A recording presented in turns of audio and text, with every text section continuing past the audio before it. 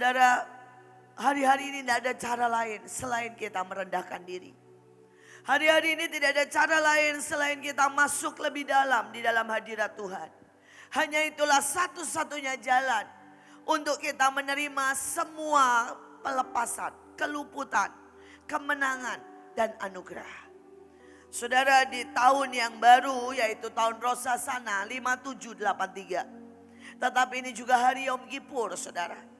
Saudara, saya mau memberikan berkat Peggy Mel, saudara.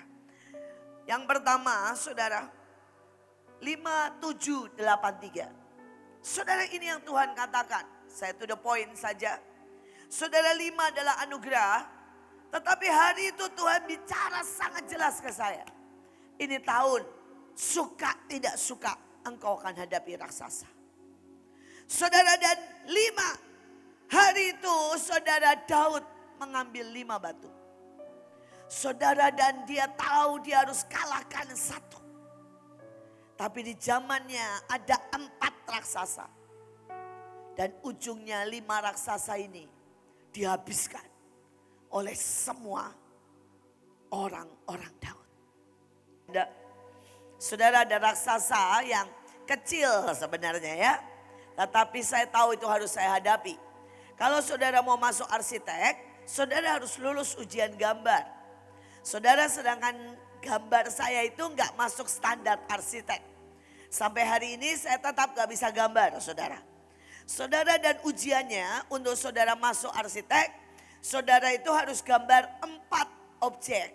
1 patung, saudara, yang kedua saudara ya patung kuda, jadi binatang ceritanya. Saudara, yang ketiga saudara ya buah-buahan, 1 baskom. Saudara, dan yang keempat saudara mobil, walaupun separuh mobilnya. Saudara, dan itu harus diselesaikan dalam waktu setengah jam. Dan saya tahu saya tidak mampu, saudara. Saya tahu saya di bawah standar. Dan itu raksasa saya, walaupun buat orang lain kecil. Saya 2 kali ikut tes dan dua-duanya langsung dicoret. Dan hari itu saya berkata, Tuhan, engkau yang suruh saya masuk sekolah arsitek. Tetapi ujian masuknya saja tidak mungkin. Karena saya tidak bisa menggambar. Saudara, dan Tuhan tetap berkata, sekali lagi, hadapi lagi. Mungkin saudara punya raksasa yang saudara berkata, saya sudah gagal. Saya sudah menyerah. Saya sudah tidak bisa lagi. Tapi hari ini Tuhan mau berkata, hadapi lagi nak. Jangan berhenti. Karena aku ini punya anugerah, punya kekuatan, punya kapasitas yang tiba-tiba aku bisa turunkan untukmu. Hari itu saya hadapi lagi seperti biasa. Saudara, ada 4 objek dan kemudian kami suruh gambar. Gurunya berkata, waktunya setengah jam dimulai. Saya mulai gambar, saudara, dan seperti biasa. 1 aja belum selesai. Persis setengah jam kurang 2 menit. Tiba-tiba guru ini dipanggil. Katanya ada urusan mendadak. Saudara, dan gurunya berkata begini. Dalam waktu 5 menit saya akan kembali dan kumpulkan semuanya. Pergilah dia. Tetapi dia tidak balik 3 jam, saudara. Saudara, dia tidak balik 3 jam. Dan beberapa murid sudah selesai. Akhirnya semuanya saling membantu. Dan mereka berkata, punyamu jelek banget. Dan 1 orang teman saya cukup jagoan. Saudara, yang jelek itu sama dia ditimpa sama skatnya dia. Ya, mendadak selesai dan bagus, saudara. Karena bukan saya yang mengerjakan. Jadi dari hasil coretan saya yang haleluya puji Tuhan. Seperti coretan cucu saya Miel. Tiba-tiba berubah menjadi coretan Picasso, saudara ya. Karena teman saya ini mencoret dan menyelesaikan. Sudah 3 jam semua orang sudah sampai lenggang-lenggang, duduk-duduk. Gurunya baru datang. Dan gurunya berkata, maafkan saya.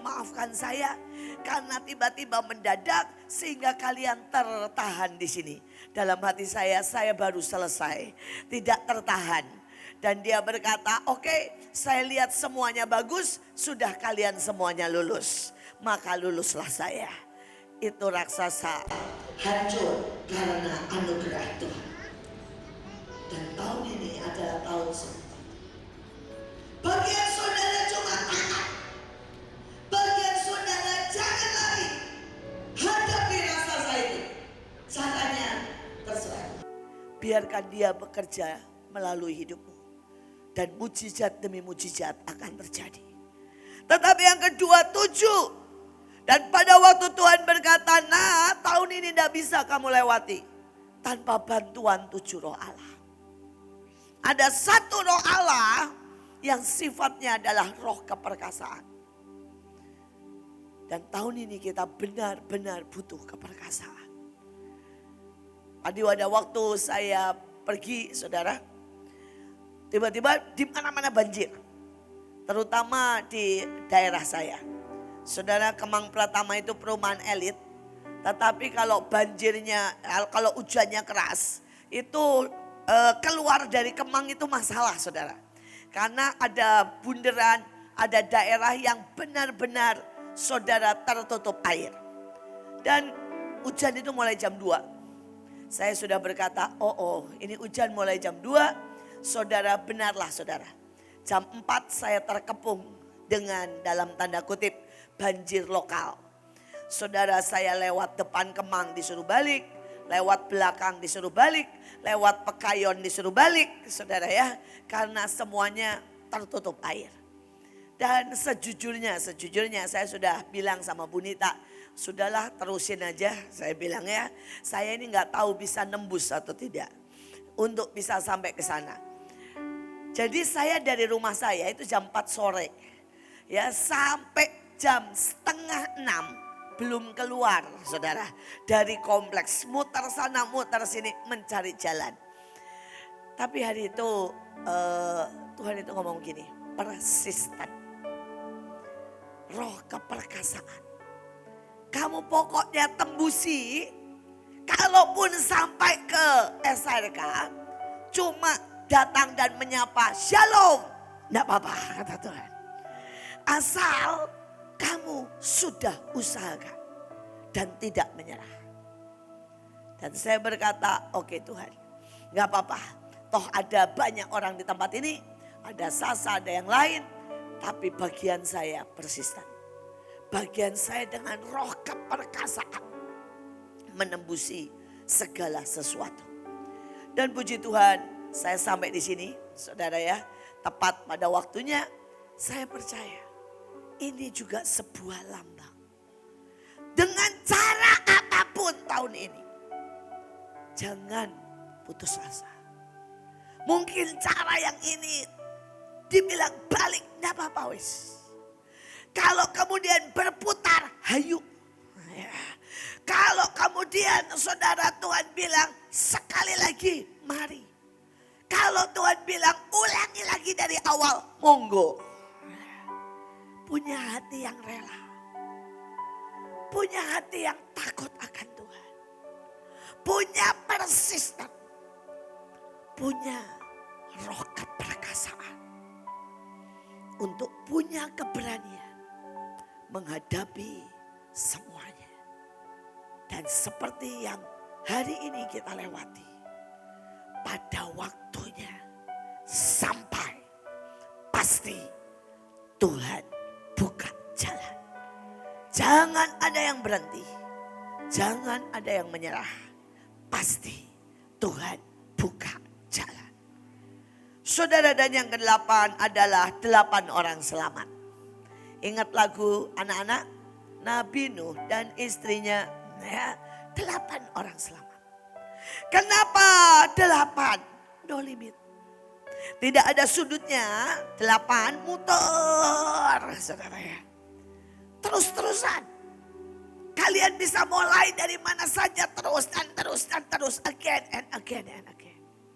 Dan Tuhan mau berkata, ada kasih setiaku yang terus menerus. Ada kemurahanku yang terus menerus. Ada kebaikanku yang terus menerus. Ada mujizatku yang terus menerus. Ada kemenangan yang terus menerus. Dan tidak akan berhenti tahun ini. Tetapi Tuhan juga berkata dalam Baterana, pada waktu air naik, saudara ikut naik. Karena di dalam Patra. Pada waktu resesi, saudara resepsi. Karena di Patra makan. Saudara pada waktu saudara angin datang. Saudara di dalam Patra goyang-goyang gak? Goyang. Saudara mungkin goyang saudara. Tapi ayo berkata terima kasih. Karena engkau menjaga. Saya punya anak Stephen. Itu kalau pergi ke luar negeri yang pertama kali dicari. Saudara adalah tempat permainan ekstrim. Di luar negeri itu ada namanya wahana-wahana permainan ekstrim saudara. Jadi salah satunya adalah diangkat tinggi saudara. Kemudian dijatuhin. Saudara kemudian diputar.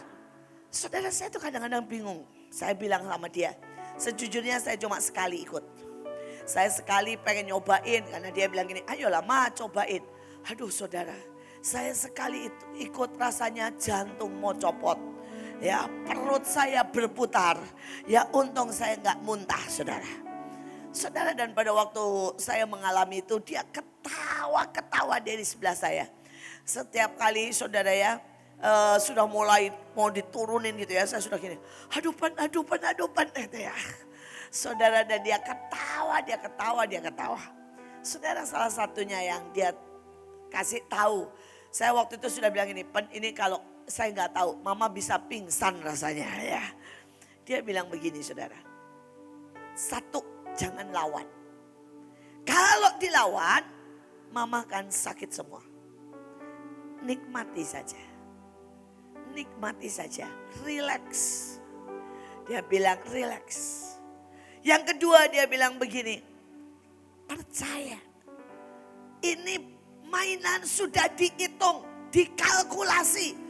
Ulang demi ulang diulang. Supaya aman. Percaya. Saudara dan yang ketiga dia bilang begini. Nikmati. Maka akan terasa enaknya. Saudara sejujurnya hari itu saya tetap tidak bisa mempraktekkan ketiga-tiganya. Saya tidak bisa rileks. Saya tidak bisa percaya. Saya tidak bisa menikmati. Tapi untungnya saya tidak muntah.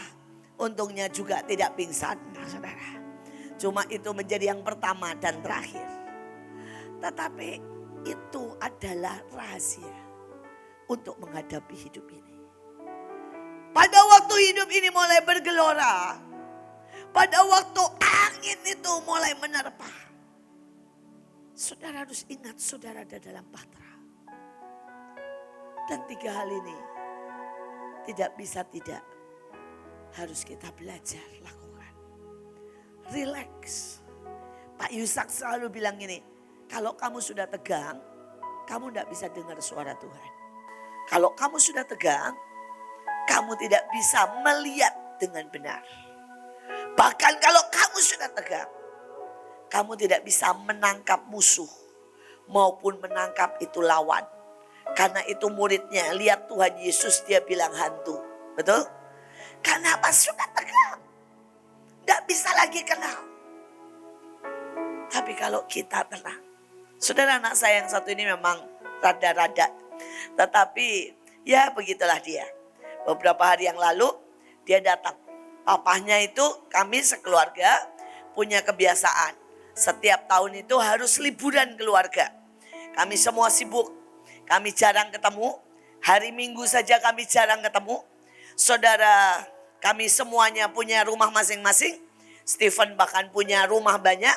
Ada di Pemalang, ada di Banten. Saudara ya. Saudara sehingga kami hampir-hampir tidak pernah ketemu. Dan tiba-tiba dia datang dan dia bilang begini. Biasanya memang setiap tahun dia punya bagian mencari tempat liburan. Dan kemudian dia bilang gini, ada nih tempat liburan yang paling tepat. Terus saya tanya, maksudmu tepat apa? Keluarga kita itu kan unik. Papa selalu minta yang bagus tapi murah. Ya, itu papahnya memang. Pokoknya cari promo. Nah, ya. Kalau tidak promo itu kurang yes gitu. Jadi harus yang bagus, enak, tapi murah.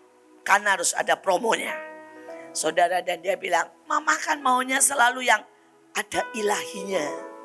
Ada Tuhannya. Ada sesuatu pokoknya yang begitu. Terus saya bilang, oke, sekarang bagaimana kamu menggabungkan itu? Karena kadang-kadang kita ke Eropa, saudara ya, pas promo sekalian pelayanan. Gabungan max, saudara ya. Saudara, dan dia bilang ini ada mah, cruise kemana? Cruise pergi. Dan di situ ditulis promo karena waktunya ombak sangat tinggi. Saudara, dan itu beneran, saudara. Dia bilang di situ ya, karena ini ombak lebih dari 6 meter. Jadi kapal itu akan naik turun. Tetapi aman, dijamin aman. Dia bilang begitu ya. Karena itu harganya cuma separohnya dari harga normal. Dia bilang begini, kenakan promo ya, kapal pesiar nomor 1 tapi harga separohnya 50%. Dan ilahinya mana kata saya? Menghentikan gelombang kata dia.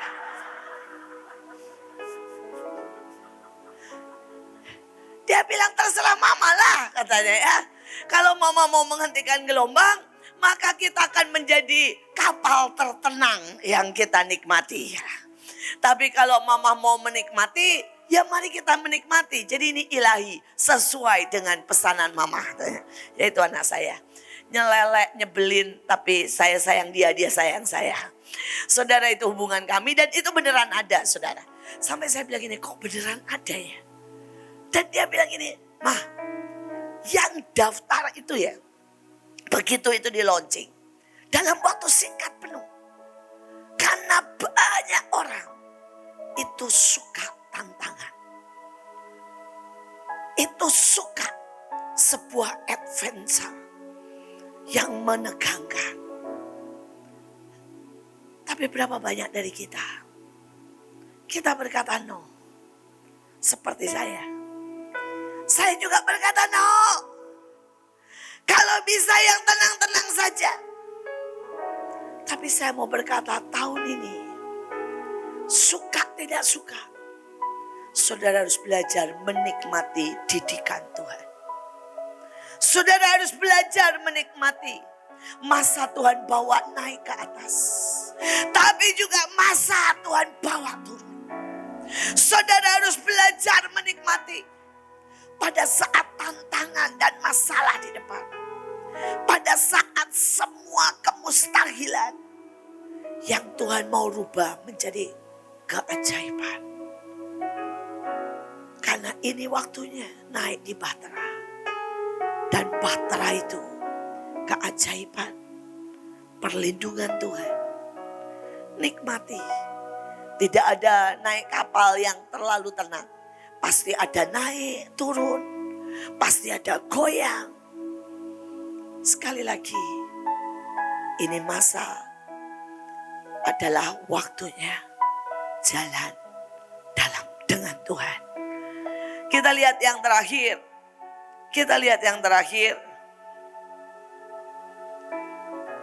Dan saudara, yang terakhir adalah 3. Saudara, 3 adalah gabungan dari tubuh, jiwa, roh. Ya. Ada banyak orang, saudara, tidak bisa menggabungkan saudara antara tubuh, jiwa, roh. Saudara tidak bisa menggabungkan Tritunggal, yaitu Bapa, Yesus, dan Roh Kudus. Banyak orang cuma mengambil sisi Bapa. Ya, Bapa yang baik. Bapa yang penuh kasih. Tapi dia tidak pernah dengar, tidak pernah mau Bapa yang juga saudara membelah tanah karena pemberontakan. Bapa yang membunuh 10 pengintai. Bapa yang membuat 40 saudara tahun orang Israel berputar-putar. Tapi ada Yesua HaMasiah. Darahnya memang menyucikan kita. Tapi dia juga punya perintah, go. Pergi. Beritakan Injil. Sampai ke ujung bumi. Tapi ada juga Roh Kudus. Yang kadang-kadang dia bertiup sangat lembut. Tapi dia yang menerpa sangat kuat. Saya pernah melihat hari itu saudara dalam hadirat Tuhan yang sangat kuat. Saudara itu salah satu pemain gitar. Saudara itu diterpa. Saudara ya mungkin dari ujung situ sampai ke ujung sana. Saudara terlempar. Saya pernah lihat pada saat Roh Kudus bergerak dengan kuat. Itu membelah saudara. Satu gedung 5.000 orang itu belas. Saudara semuanya rebah. Saya melihat kerja Roh Kudus, tapi saya juga melihat kekerasannya. Saya punya pelayanan hari itu di rumah singgah. Dan biasanya setiap bulan kami tuh kasih sembako sama preman di daerah sana. Saudara, dan bulan itu saya lagi tidak ada uang. Tapi juga saya lupa sejujurnya, gabunglah. Dan tiba-tiba itu sudah tanggal 3 tanpa saya sadari. Dan preman itu datang pas kami dalam acara kebaktian. Saudara, itu preman datang di depan rumah. Dan marah-marah saudara. Wah, dia maki-maki saya. Saudara, dan saya bilang, Pak sabar. Saya pasti kasih sembako. Saya pasti kasih duit. Tapi sabar. Saya bilang saya juga gak bawa dompet. Dompet saya di atas. Ya, sedangkan dia marah-marah di bawah. Hari itu belum ada satpam, Mahanaim belum seperti sekarang. Jadi saya sendiri yang menghadapi. Saudara, saya bilang, sabar Pak, sabar. Tapi Bapak ini makin marah-marah, makin mengancam. Dan saya bilang begini, kasih saya waktu untuk menyelesaikan ibadah. Setelah itu saya langsung beliin sembako. Dan itu pun dia tidak mau. Dia maki-maki tidak berhenti. Mungkin kurang lebih 30 menit dia maki semua kata. Anjing lah, wah Cina, bego, segala macam saudara. Saudara, saya ini, ya saya nggak marah karena gini ya. Yang ngadepin orang marah, jangan ikut marah saudara. Ngadepin orang gila, jangan ikut gila, betul? Ya, kita ini jangan main di area yang sama. Jadi saya dengan tenang. Walaupun dalam hati, aduh Tuhan kok ada ya jenis makhluk seperti ini. Ya, dikasih tahu tolong. Saya cuma minta menyelesaikan ibadah. Sampai dia tetap tidak mau. Dan akhirnya saudara ya, setelah dia puas marah setengah jam, saudara dia pergi. Tapi pada waktu saya berkata saya sampai begging 3 kali. Pak, biarkan saya menyelesaikan ibadah. Pak, mari hormati Tuhan. Setelah itu saya akan beli sembako. Saudara, dan dia bilang bohonglah, alasan ibadah dan sebagainya. Saudara, setelah dia puas, dia nyebrang jalan. Dan itu di depan mata saya saudara. Tidak sampai 5 menit dari hadapan saya. Sebuah truk nyenggol dia. Dia terseret dan mati seketika. Waktu saya lihat itu saya sampai gak sampai 5 menit. Saya berkata, Tuhan, betapa mengerikan orang yang tidak menghormati, orang yang tidak punya takut akan Tuhan. Saya suka guyon sama beberapa orang. Hari itu Belsasar, saudara baru jadi raja. Menurut cerita, kurang lebih baru sebulan. Dan pada waktu dia sebulan jadi raja, dia mau grand opening. Dia mau buat acara pelantikan, pesta yang sangat mulia. Dan dia tiba-tiba keluar rencana isengnya. Dia bilang semua alat di bait suci itu kan emas. Kita pakai aja untuk pesta.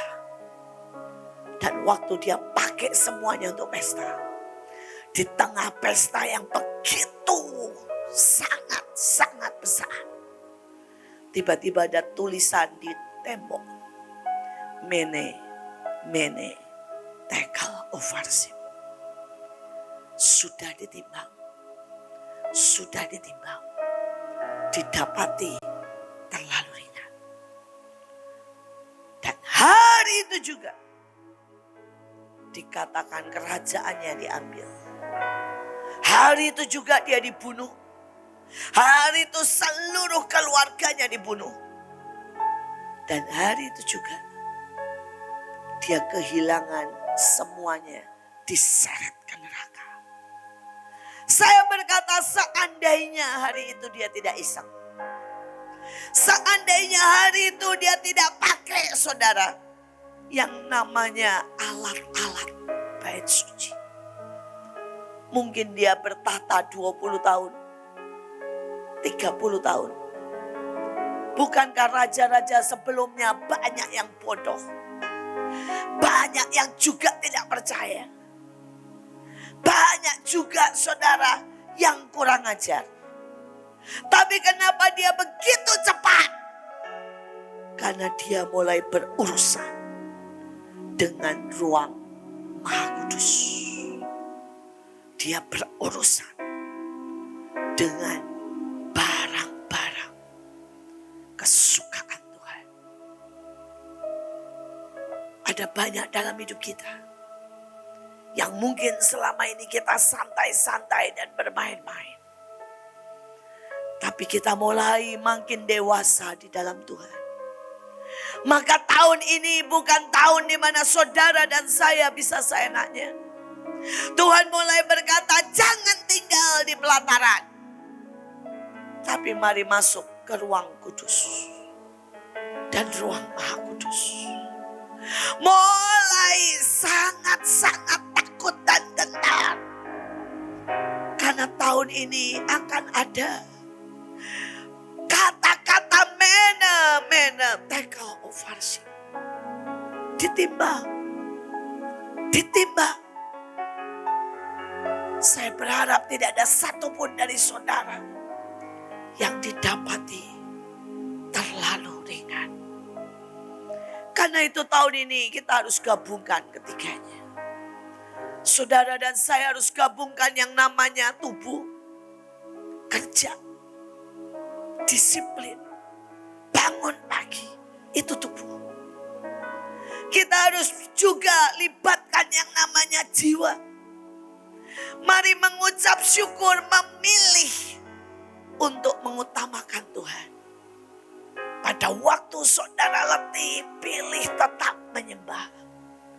Pada waktu takut, pilih deklarasi. Bahkan pada waktu disakiti, pilih mengampuni. Tapi gabungkan juga dengan yang ilahi. Karena tahun ini tanpa ilahi, tanpa berjalan dengan roh, tanpa ketaatan, tanpa mendengar suara Tuhan, tanpa tanya, saudara tidak akan pernah bisa. Tidak akan pernah bisa. Tadi pagi saya baru mendengar kesaksian dari Bapak Yonatan, Bapak yang selalu meniup shofar bersama istrinya. Hari itu mereka sama sekali tidak punya uang. Tetapi mereka sudah 2 bulan sebelumnya sudah dapat saudara tiket promo untuk pergi. Karena Imlek pergi ke Pontianak. Dan pada waktu itu tiba-tiba sepanjang jalan Tuhan ngomong begini. Bersyukur. Bersyukur. Hujan. Macet. Mereka takut sekali untuk terlambat. Karena mereka benar-benar tidak punya uang lagi untuk beli tiket. Tapi Tuhan bilang bersyukur. Bersyukur. Saudara, dan kemudian mereka sampailah ke sana. Mereka cuma berkata, Tuhan, kami ini setiap tahun bawa ampau buat orang tua. Kami biasanya berangkat dari Jakarta bawa oleh-oleh. Dan kali ini tidak ada uang, kami mesti kasih apa? Tiba-tiba sampai di sana, counter. Dikatakan begini, maaf Bu, karena kesalahan kami, tiket diundur, delay. Saudara, dia berkata, oh cuma begitu. Tapi tiba-tiba dia omongin begini. Dan semua dapat restribusi. Dia pikir dapat roti. Biasanya kan cuma dapat roti ya, itu ya. Dapat minum. Dan kali ini bilang gini, suruh ke counter. Tanda tangan. Saudara, dan pada waktu itu suaminya datang. Suaminya itu mau protes. Ya, apa enggak bisa tetap atau diganti tiket lain dan sebagainya. Sama istrinya dicubit. Bersyukur. Ya, pokoknya kan masih bersyukur kan temanya. Tuhan bilang apapun yang terjadi bersyukur. Saudara, dan akhirnya mereka diam, mereka bersyukur. Maka mereka sampailah saudara ke tempat terima. Dan mereka pikir roti atau apapun. Ternyata kali ini beda saudara. Satu tiket dikasih 500.000. Jadi saudara, dia berlima dapat 2,5 juta. Dia sampai bengong, hah? Dan yang lebih ajaib lagi, setelah terima itu cuma tidak sampai 2 jam. Tiba-tiba bilang begini, kapal pesawat sudah baik, mari silakan berangkat. Saudara, sepertinya Tuhan cuma buat gara-gara. Saudara, sepertinya kapal dibuat kacau, dibuat saudara tidak mungkin naik. Dalam waktu yang singkat ada yang rusak, saudara tidak menentu banyak hal. Tapi ternyata begitu bersyukur, Tuhan buka jalan. Saya punya seorang teman dan dia jatuh dalam narkoba. Dan singkat cerita dia masuk penjara. Begitu dia masuk penjara, dia ketemu Tuhan. Wah, dia jatuh cinta. Dia menyembah, dia melayani di penjara. Wah, dia jadi saksi. Dia bahkan menawarkan diri buat ngosek seluruh penjara. Supaya apa? Bisa bersaksi. Setiap kali dia ngosek tempat ini, tempat itu. Orang bilang, kenapa sih? Kamu itu mau-maunya menawarkan diri. Supaya saya bisa bersaksi. Dari sel ke sel. Dan pada waktu dia mulai lakukan itu, iblis di penjara mulai gelisah. Ini orang bikin gara-gara. Jiwa-jiwa setiap hari ada yang dimenangkan. Setiap hari ada yang minta belajar gitar karena memang dia bisa gitar. Saudara, sampai dia bilang di gang-gang ya, itu di penjara itu terdengar lagu-lagu yang ajaib. Salah satunya lagu ciptaan Sasa. Ya, Tuhan, ya, ajari aku mengenal isi hatimu. Sampai dia bilang begini, yang nyanyi bukan Kristen loh Bu. Yang nyanyi agama-agama seberang. Dan mereka nyanyi sembari air mata keluar. Saudara, ya, lagunya Ribka, lekatkan hatiku. Saudara, yang nyanyi bukan orang Kristen. Ya. Dan pada saat reaksinya ini benar, Tuhan mulai buat gara-gara. Tidak ada A, tidak ada B. Tiba-tiba saudara, dia ini kena TBC. Sampai muntah darah. Dan dokter berkata, cek. Ya, kenapa tiba-tiba seperti ini? Iblis berkata, lihat. Karena kamu berani bersaksi. Berani menginjil. Jadi kamu aku kasih TBC. Tapi iblis juga bilang, ini loh upahnya kalau sok. Ini upahnya kalau sok menderita, sok mendoakan, sok ya. Karena dia bahkan tidur di lantai kadang-kadang. Dia serahkan kasurnya, tempatnya buat mereka. Dia memilih tidur yang di lantai. Dan iblis bilang, lihat, ini upahnya kalau kamu itu ikut Tuhan. Tapi dia bersyukur. Dia bersyukur dan dia bersyukur dan dia bersyukur. Saudara, pada waktu dites katanya ini TBC yang paling parah. Yang merusak paru-parunya. Yang akan menular. Saudara, dan tiba-tiba kepala penjara berkata begini. Demi kepentingan semuanya. Maka dia harus dikeluarkan dari penjara. Padahal harusnya masih 2 tahun saudara. Karena kalau tidak menular sekali. Yang kedua, ini paling tidak bisa diobatin ini. Ini bisa-bisa dalam 3 bulan sudah mati. Karena sudah berdarah. Katanya nih ya, paru-parunya ini sudah penuh dengan cairan.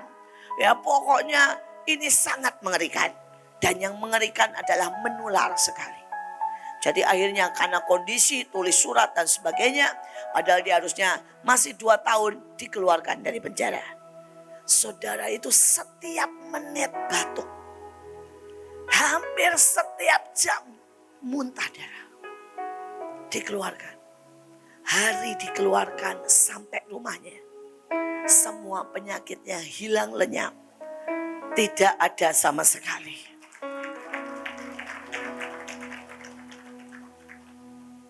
Dia berkata, Tuhan, saya pikir saya ini benar-benar pulang persiapan mau mati. Seperti kata dokter, umurnya tinggal 3 bulan. Tapi reaksi dia, saudara, itu benar-benar indah. Dia tidak ada kecewa, marah. Dia makin menyembah walaupun setiap saat batuk. Dan dia makin berkata, terima kasih. Kalau engkau mau bawa saya pulang. Saudara, detik dikeluarkan. Tuhan sembuhkan. Tahun ini, apapun yang terjadi di dalam hidupku seperti lagu ini. Biar kita tahu ada Bapa yang baik. Tapi gabungkan 3 hal ini. Karena ada banyak anak Tuhan yang cuma bisa di roh. Tapi tidak menggabungkan di jiwa. Tidak menggabungkan saudara di dalam tubuh. Ini juga tahun di mana ayatnya berkata Bilangan 14 ayat 28. Tuhan berkata, aku bersumpah. Demi aku yang hidup. Bahwa kamu akan kuperlakukan seperti yang kamu katakan di hadapanku. Saudara, ini Tuhan gak ngomong bersumpah. Bersumpah itu levelnya paling tinggi. Tidak bisa tidak, Tuhan tidak mungkin membatalkan. Itu sumpah. Saudara, dan dalam sumpahnya dia berkata, aku akan memperlakukan kamu seperti yang kamu katakan di hadapan. Berapa banyak orang berkata, Tuhan tidak adil. Nah itu. Tuhan bilang, kamu ngomong begitu ya. Ya aku lakukan. Beberapa berkata, Tuhan jahat. Ya itu. Tapi berapa banyak orang yang berkata, terima kasih. Aku mendapat semua yang aku tidak layak dapatkan. Saya ini orang yang menikmati semua kebaikan Tuhan. Melebihi dari yang layak saya dapatkan. Saya dapat semua yang terbaik.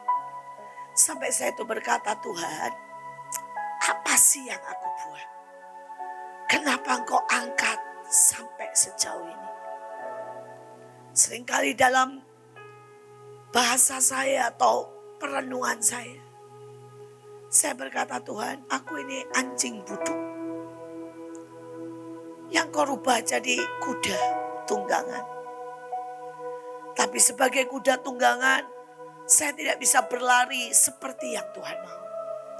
Saya seringkali tidak bisa melompati jurang-jurang seperti yang Tuhan mau.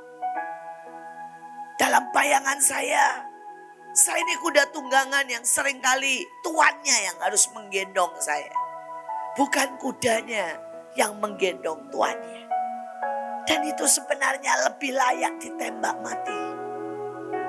Kalau saudara pernah lihat film, maka semua kuda tunggangan yang menjadi lemah, kuda tunggangan yang sudah tidak bisa menggendong tuannya, maka tidak ada cara lain. Seringkali tuannya akan menembak mati kuda itu. Tapi dalam hidup saya melihat Tuhan yang berbeda. Tuhan yang menggendong kuda tunggangan. Berkali-kali ketika saya lemah, ketika saya gagal, ketika saya bikin malu Tuhan, ketika saya salah itu, Dan kuda tunggangan ini tidak berhenti sampai di situ. Diangkat jadi Mikael.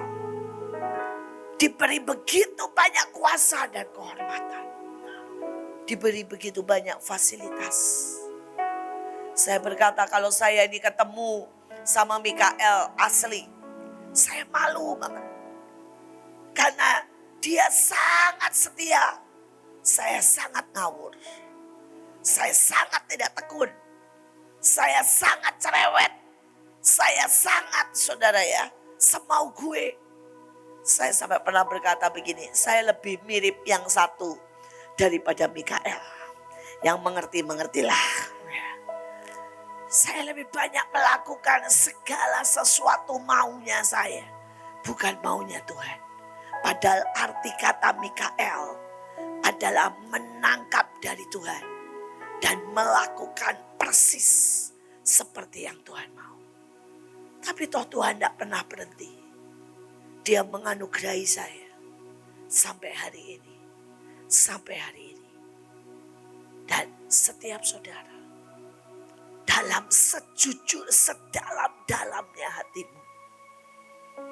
Apa yang kau rasakan? Apa yang saudara katakan? Apa yang saudara benar-benar deklarasikan? Tahun ini sangat menentukan. Jangan pernah deklarasikan kesakitan. Jangan pernah deklarasikan kemarahan. Tapi deklarasikan betapa baiknya Tuhan itu. Tapi Wahyu 19 ayat 15 berkata, dan dari mulutnya keluarlah sebilah pedang tajam yang memukul segala bangsa. Dan dia akan menggembalakan mereka. Saudara, bahkan Yesaya berkata dia menghajar bumi dengan perkataannya. Bahkan dia, saudara, menghabisi musuh dengan nafas mulutnya. Ini tahun P, saudara. Ini tahun mulut. Dan suka tidak suka, ini nubuatan tentang mulut. Kalau saudara lihat hari-hari ini terjadi hal-hal yang mengerikan. Pada waktu terjadi di Malang, kita tahu ceritanya. Saudara, kalau resminya 125, ada yang lain berkata 200, saya tidak tahu yang mana yang benar, yang meninggal. Yang pasti itu peringkat nomor 2 terbanyak di dunia. Musibah karena sepak bola. Karena nomor 1, saudara, itu yang meninggal 300. Dan yang nomor 2, 124. Jadi 125 itu sudah pasti nomor 2. 200 juga pasti tetap nomor 2, saudara ya. Saudara, dan hari itu iblis itu berkata. Jadi hari-hari sebelumnya Jumat, saya itu sedang khusus belajar tentang Belial. Saudara, karena kalau saudara dengarkan Bapak Mongol, itu bekas dari gereja setan. Dan dia berkata begini, setelah Ratu Elizabeth mati, ada sebuah roh yang sangat jelas dilepaskan. Di dalam gereja setan disebut Belial. Dan Belial itu artinya roh yang membuat worthless. Artinya apapun dalam hidupmu menjadi tidak berguna. Saudara, roh ini juga roh yang tidak mau dididik. Roh ini juga membuat orang menjadi liar. Roh ini membuat orang tidak punya value. Nah, terus dia ceritakan, saudara ya. Lihat, dia bilang, tahun ini akan ada banyak orang mati karena kebodohannya. Dan itulah Belial. Saudara, dan saya pelajari dan saya berkata, wih, ngeri banget. Saudara lihat ya, Belial ini akan berkata begini kepada saudara, ngapain lu doa, mana hasilnya? Doa yang dulunya engkau sangat percaya, tiba-tiba jadi worthless. Sepertinya tidak berguna. Tapi roh ini juga membalik value. Kalau zaman dulu nih, zaman dulu saudara ya, zaman saya, kalau perempuan kehilangan kegadisannya sebelum menikah, wah itu aib. Ditutupi luar biasa. Tapi kalau saudara tahu hari ini, kalau perempuan umur 17 belum saudara ya pernah melakukan hubungan, beberapa berkata gini, aduh gua gak laku, gua malu. Kan kebalik saudara. Ini worthless. Saudara dulu kalau cerai itu malu. Sekarang kalau cerai diumumin, bangga. Dalam waktu 2 bulan ganti lagi, bangga. Saudara dulu orang kalau bunuh diri diem-diem. Sekarang bunuh diri ngajak orang. Dan yang lebih konyol, satu orang artis di Korea kalau bunuh diri minimal bawa 20 orang dan mereka ikut sama-sama bunuh diri. Gila. Ini Belial. Saudara semua dibalik. Dan tiba-tiba pada waktu saya sedang mulai perang, saya mulai bilang setiap roh Belial, roh yang mengejar dan membuat anak-anak Tuhan mengejar kefanaan, kesia-siaan. Saudara, tiba-tiba roh ini tuh berdiri di depan saya. Saudara, dan roh ini berkata begini, lihat, aku akan buat tindakan profetik bahwa inilah waktuku. Saudara, saya bilang dalam nama Yesus, ini roh apaan sih? Dia ngomong gitu dengan ketawa-ketawa saudara. Dia bilang gini, itu kan istilahmu kan, tindakan profetik. Dia bilang, saya juga akan buat. Dia bilang, saya akan buat dan saya akan pertontonkan di depan. Saya kesal banget, tapi saya enggak deng. Saudara, dan hari itu saudara bisa bayangkan. Hari itu saudara Joshua KKR di Malang. Ya. Saudara yang datang, ini KKR di Malang. Hari itu di jam yang sama dengan Arema main. Saudara, di KKR dia yang datang cuma sekitar 150 orang. Tapi memang itu daerah yang terpencil lah. Saudara ya, dan di situ saudara tahu puluhan ribu. Saudara, dan itu Belial tertawa. Bayangin Belial berkata gini, kalau yang rohani sedikit kan? Kalau yang ya, nonton bola, satu bola dikejar 22 orang, puluhan ribu. Dan kemudian pada waktu kalah, mereka turun dan kemudian saudara tahu. Saudara bisa bayangkan kan? 125 lah kita ikutin yang kata versi pemerintah. Mati untuk apa? Sia-sia. Bola. Saudara, kalau mati buat perang, memerdekakan Indonesia, lumayan ya. Saudara, kalau meninggal karena saudara berkata tidak ada komunis, kan lumayan. Bahkan nih ya, saudara protes karena BBM naik. Loh, masih lumayan loh saudara ya. Tapi meninggal karena apa? Terinjak-injak. Karena nonton bola. Dan saudara tahu ini tahun P. Saudara tahu slogannya dan yel-yelnya Arema. Kami tidak akan pulang sebelum kami menang. Dan sekalipun kami harus mati di lapangan, kami tidak akan pulang. Dan mereka ucapkan itu sepanjang kebaktian. Kebaktian maksud saya pertandingan ya. Sepanjang, kan supaya saudara jangan tegang. Sepanjang, tapi karena saudara tidak ada yang ketawa jadi saya bingung saudara ya. Loh, saya ini ngomong tadi sepanjang kebaktian.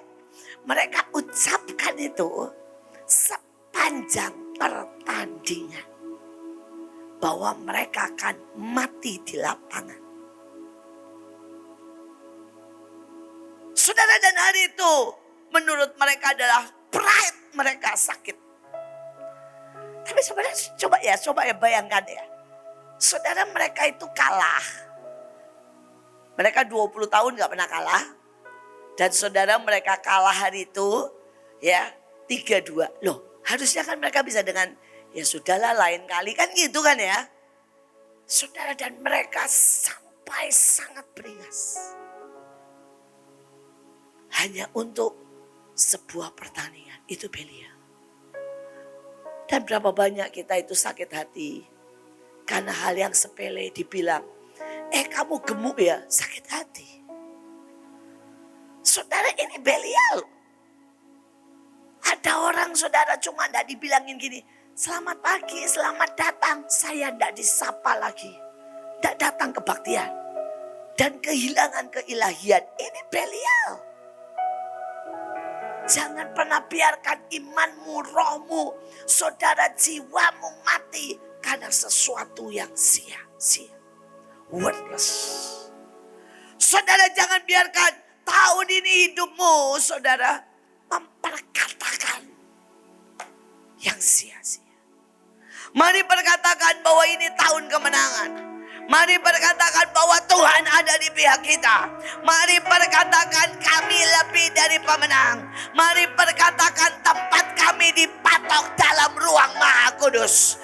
Mari berkatakan kami dijamin dengan sumpah setianya. Kami selama-lamanya menjadi orang yang menyatu dengan Bapa, Putra, dan Roh Kudus. Ini tahun P. Jangan biarkan ada satu perkataan negatif. Terakhir, saudara, ini juga tahun Gimel, ya.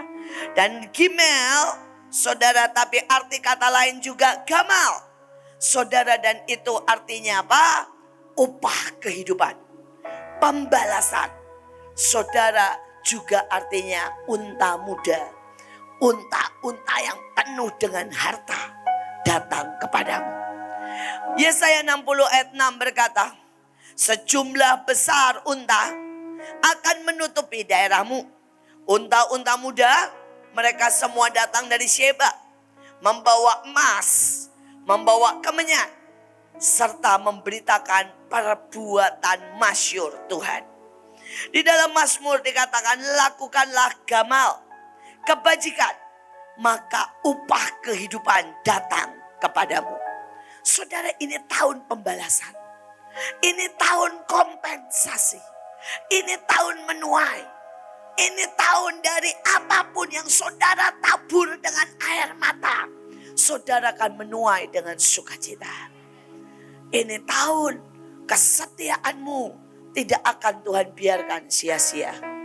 Ini tahun saudara, setiap doa saudara akan tiba-tiba suddenly, saudara, mendadak ya menjadi kenyataan. Ini tahun saudara, hal yang paling kecil yang saudara lakukan tersembunyi tiba-tiba akan jadi upah, jadi berkat, sesuatu keajaiban. Seorang teman saya, dia benar-benar seorang ibu yang sangat miskin, dan dia dengan setia memberkati. Saudara, dia bikin makanan, dia beli, saudara ya, semua sisa-sisa makanan, saudara, dan dia olah lagi, saudara, dengan harga murah dia olah lagi dan dia bagikan buat banyak orang. Setiap hari.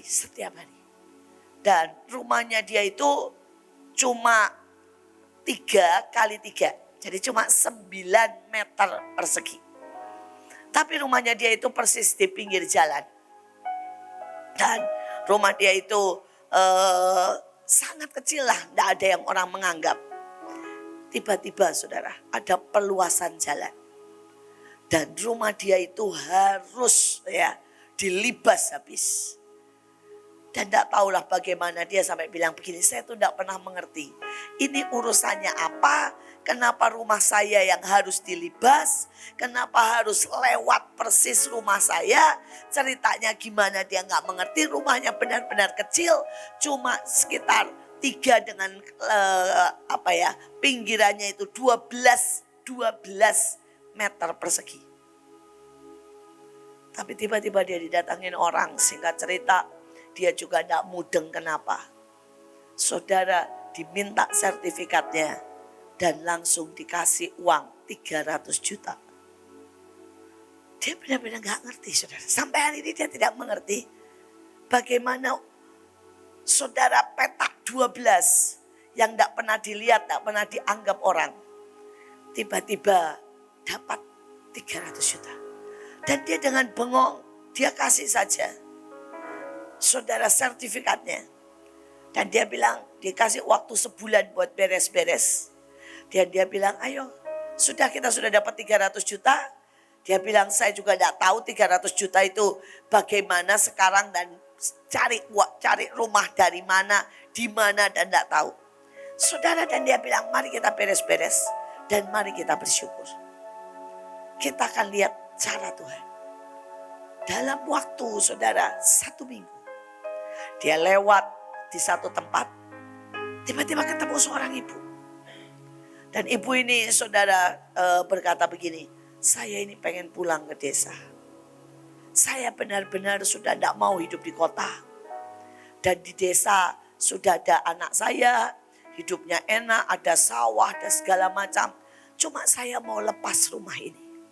Saya tidak mau ya rumah ini jatuh ke orang lain. Singkat cerita lah, ngobrol panjang lebar. Saudara dan ibu ini jatuh cinta dalam tanda kutip ke dia. Bahwa dia akan memelihara rumahnya. Saudara dan ibu ini bilang, kasih saja saya 100 juta. Tanda jadi, tanda beres. Dia bilang, ini rumah besar. Lebih dari 300 meter persegi.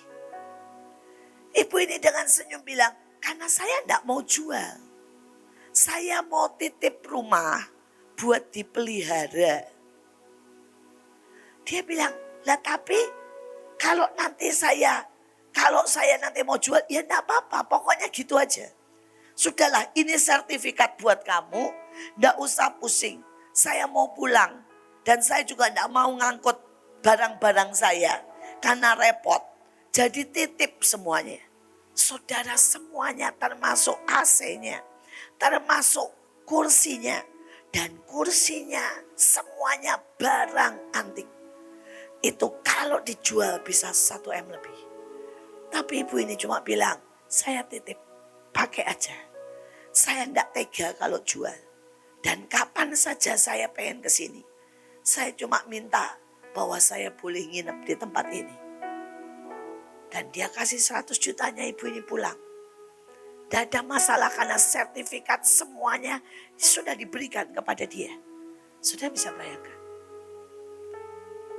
Dan dia bilang, bagaimana mungkin semudah itu Tuhan memberkati. Bagaimana mungkin ada di zaman gini orang menyerahkan rumah. Dan dia bilang, nanti kalau saya dianggap penipuan. Ibu ini tulis, anaknya telepon bilang, gak apa-apa. Memang Simbo orangnya begitu. Dan Simbo kalau sudah pulang, kalau sudah suka sama orang, gak bisa. Dan anaknya kaya. Dia bilang, kami di sini sangat-sangat banyak berkelimpahan. Biarin, sudah maunya Simbo begitu. Rumahnya itu tetap, dia rasa rumahnya, jadi dia bisa kapan saja ke situ. Saudara, sampai hari ini dia tetap tidak mengerti bagaimana bisa orang memberi rumah begitu saja. Bagaimana orang datang memberi dia uang begitu saja. Bagaimana Tuhan bisa membuat hidupnya berubah begitu saja. Dia sampai berkata, Tuhan, saya ini gak ngerti, saya beri sedikit. Engkau beri sangat banyak. Dan inilah tahun Gimeon. Ini tahun Gimeon. Itu cerita sepanjang hidup saya. Saya beri sangat sedikit. Tuhan beri sangat banyak. Itu cerita sepanjang hidup keluarga saya. Saudara, kami orang-orang bodoh. Kami orang-orang yang sangat-sangat, saudara, sebenarnya bukan yang bisa diandalkan. Tapi Tuhan angkat kami sedemikian rupa. Apapun yang tahun-tahun lalu, tahun-tahun ini saudara lakukan. Dan saudara tidak pernah melihat balasannya.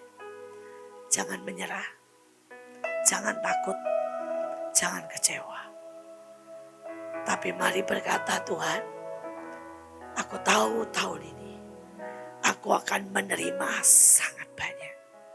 Karena unta-untaku, emas dan kemenyan sedang datang.